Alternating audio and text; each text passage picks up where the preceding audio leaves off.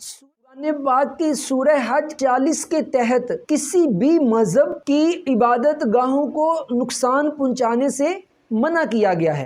احکام القرآن میں ہے، صلح کی سرزمین پر جب مسلمانوں کا کوئی شہر بن جائے تو اس میں پائے جانے والے گرجے، کلیسے یا آتش کدے ہرگز گرائے نہیں۔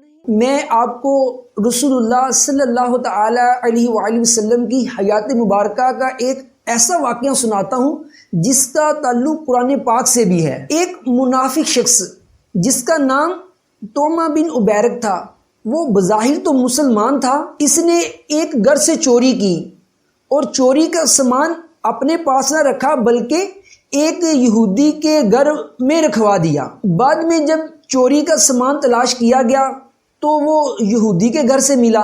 یہ سارا معاملہ رسول اللہ صلی اللہ تعالی علیہ وآلہ وسلم کی بارگاہ میں لایا گیا۔ جب اس یہودی سے اس چوری کے سامان کے متعلق پوچھا گیا تو وہ کہنے لگا کہ یہ سامان میرے پاس توما بن عبیرک نے رکھوایا ہے۔ جب توما بن عبیرک سے اس سامان کے متعلق پوچھا تو اس نے صاف انکار کر دیا۔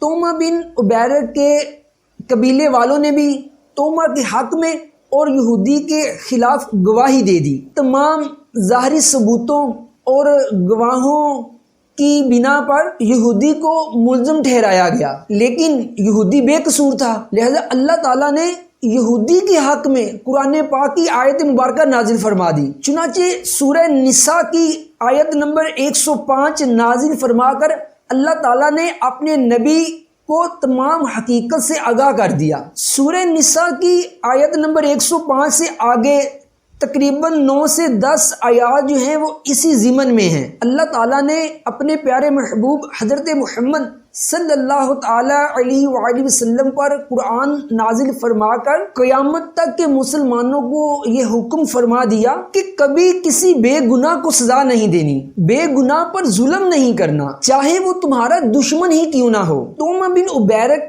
بظاہر مسلمان تھا اور یہودی کافر، لیکن جب ایک مسلمان کے مقابلے میں یہودی پر غلط الزام لگتے دیکھا تو یہودی کے حق میں قرآن نازل فرما دیا اور پھر فیصلہ یہودی کے حق میں ہو گیا۔ یہ ہے اللہ تبارک و تعالیٰ کے سچے دین کی تعلیمات کہ کسی غیر مسلم کے ساتھ بے انصافی نہ کی جائے۔ دین اسلام کے مطابق ہر معاملے میں حق اور سچ کی اتباع کرنا ضروری ہے۔ اس میں رنگ و نسل، علاقہ یا صوبہ، زبان و ثقافت، مذہب، قوم یا ملک، مسلم یا غیر مسلم، امیر ہو غریب، اپنا ہو پرایا ہو، رشتہ دار، دوست، دشمن، انصاف اور سزا کے معاملے میں سب کے ساتھ ایک جیسا سلوک اپنایا جائے، یہ ضروری ہے اور یہ اسلام کی خوبیوں میں سے ایک خوبی ہے۔ ہمارا دین اسلام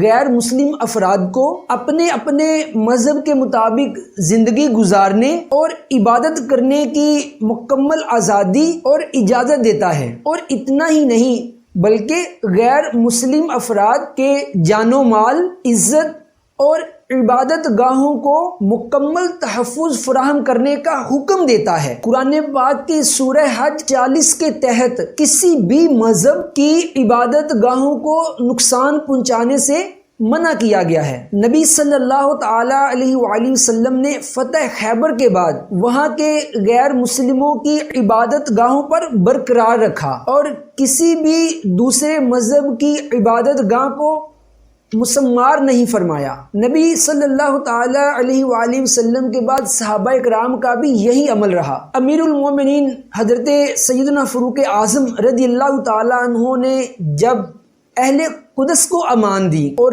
جو آپ نے ارشاد فرمایا وہ آپ بھی سنیے۔ آپ یعنی حضرت عمر رضی اللہ تعالیٰ عنہ نے آپ نے فرمایا، یہ وہ امان ہے جو اللہ کے بندے امیر المومنین عمر بن خطاب نے اہلیہ کو دی۔ ان کی جانوں، ان کے اموال، ان کے کلیساؤں، ان کی صلیبوں اور ان کی ساری ملت کو امان دی گئی ہے۔ نہ ان کے گرجوں کو بند کیا جائے، نہ گرایا جائے، نہ ہی ان میں کمی کی جائے، اور نہ ہی ان کے احاطوں کو سکیڑا جائے، یعنی ان کی جگہ کو بھی ان پر تنگ نہ کیا جائے، اور نہ ہی ان کی سلیبوں میں کمی کی جائے، نہ ان کے اموال میں کمی کی جائے، اور نہ کسی کو اپنا دین چھوڑنے پر مجبور کیا جائے، اور نہ کسی کو تکلیف پہنچائی جائے، اور نہ ان کے ساتھ زبردستی کسی دوسرے مذہب والوں کو ٹھہرایا جائے۔ شریعت اسلامیہ کے تحت غیر مسلموں کی عبادت گاہوں کی حفاظت اسلامی ریاست کی آئینی ذمہ داری ہے۔ احکام القرآن میں ہے، صلح کی سرزمین پر جب مسلمانوں کا کوئی شہر بن جائے تو اس میں پائے جانے والے گرجے، کلیسے یا آتش کدے ہرگز گرائے نہیں جائیں گے۔ اس گفتگو سے یہ واضح ہو جاتا ہے کہ ہمارا مذہب اسلام ہمیں کس طرح کی تعلیم دیتا ہے۔